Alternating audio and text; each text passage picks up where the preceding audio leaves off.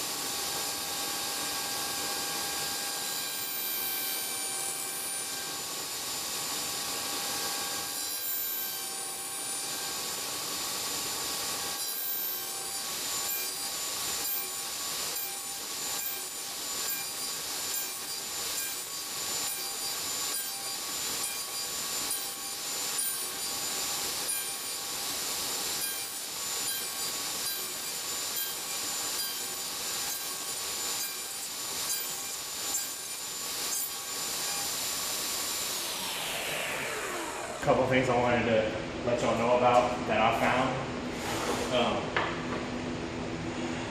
From the factory, my blade was not square to the miter slots. So what I did,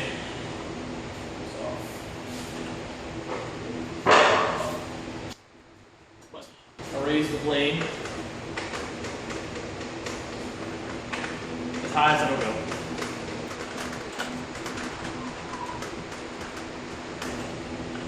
Make sure it's at 90. It is. Alright. Then just take the square, put it up in the miter slot, and leave it kind of loose. Pick a tooth on your blade, and come up to it to where it just barely kisses it.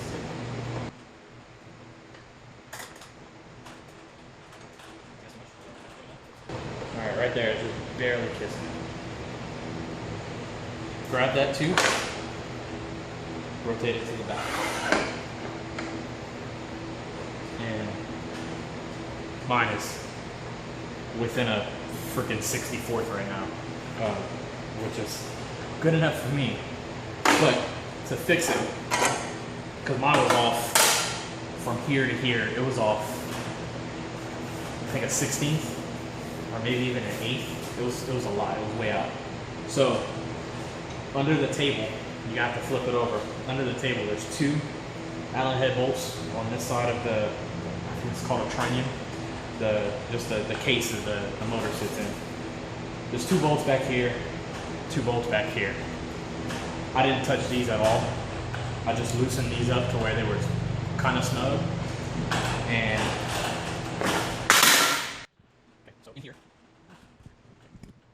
in here, I just grabbed, let's pretend this is a long screwdriver. I stuck it in this slot right here and just pried until I got it where I wanted it, which didn't take long. I think I spent 5 minutes, something like that. And the reason why I didn't loosen these was because I didn't want the back to move whenever I adjusted the front. So, like I said, loosen those, finger tight, pry it, move it around. If you have a rubber mallet, if you go too far this way, just tap it with a rubber mallet. I wouldn't use a regular hammer because it's just cast aluminum. So why take the chance of cracking it? So yeah, just square it up like that. And then it's kind of hard to get to those bolts. So what I did was I just tilted it on its side and I was able to get to it like that. Pretty easy. If you have one of the sets of Allen wrenches that they all just fold out, it's going to be a pain because you can't get to it straight with any kind of ease. I was able to get it, but I was cursing the whole time. So yeah, so that was the main issue that I found that I didn't like. But you know, I guess every table saw needs to be tuned up, and that's part of it. Other than that, man, it's not sturdy. I mean, it wobbles a lot. Cut through. I had some plywood, and I cut them down whenever I built that toy box. Whenever I built that toy box right there, that one, right there. When I built that, just ripping those sheets, moved this thing a lot. So one bad thing about this is the stand is attached to the cabinet. It's attached to the base, and not with 4 screws or whatever. It's it actually all pivots together. So I have a guy that has a shed right across from me.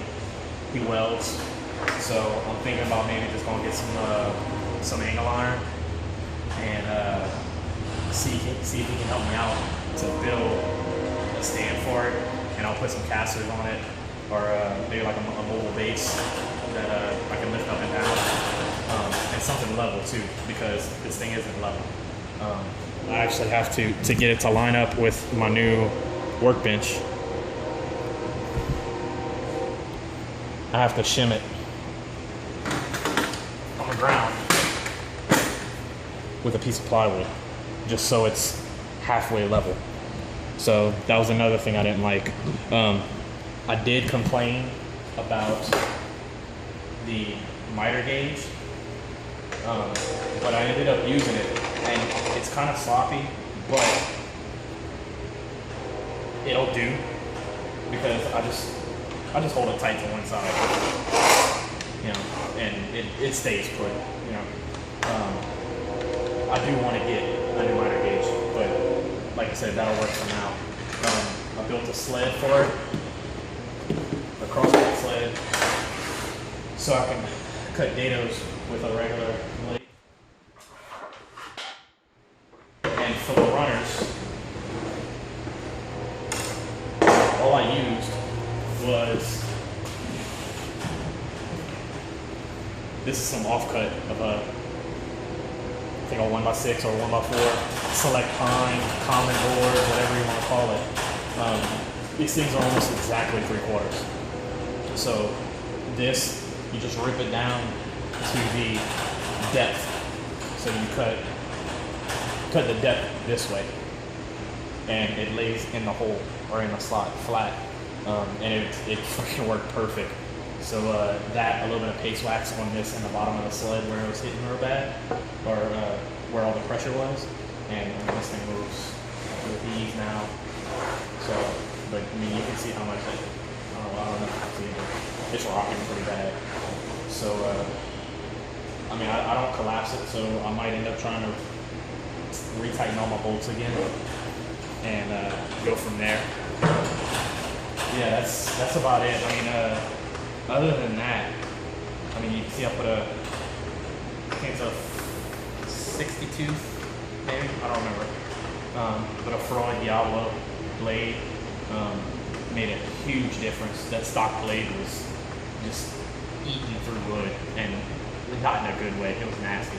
So yeah, this is I think this is gonna be a good table saw. It was a good investment. I mean, the only thing that I might have to make for it to be as sturdy as I want it is a stand. angle iron's not that expensive, and you know, I'll probably give that guy a case of beer or something, and you know, we'll weld it up one night and I'll paint it. But I think it's gonna last a while. The motor didn't have any problems going through pine at all. Plywood, nothing.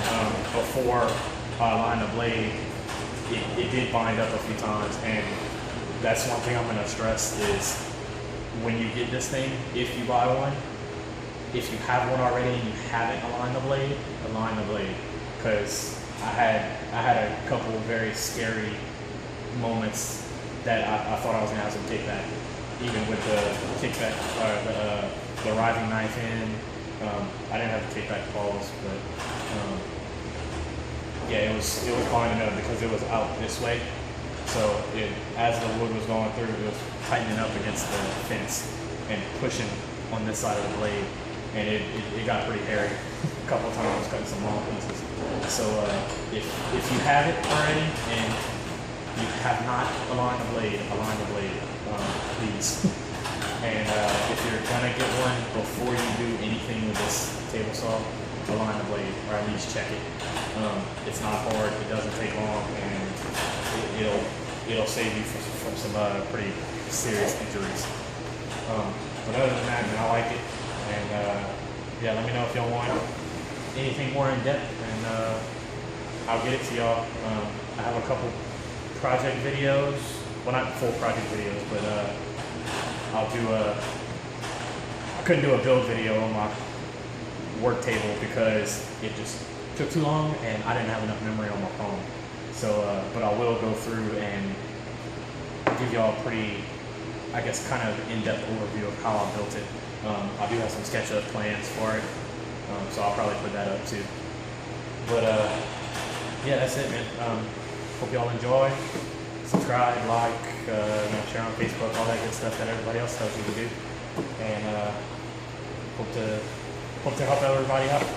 So that's it.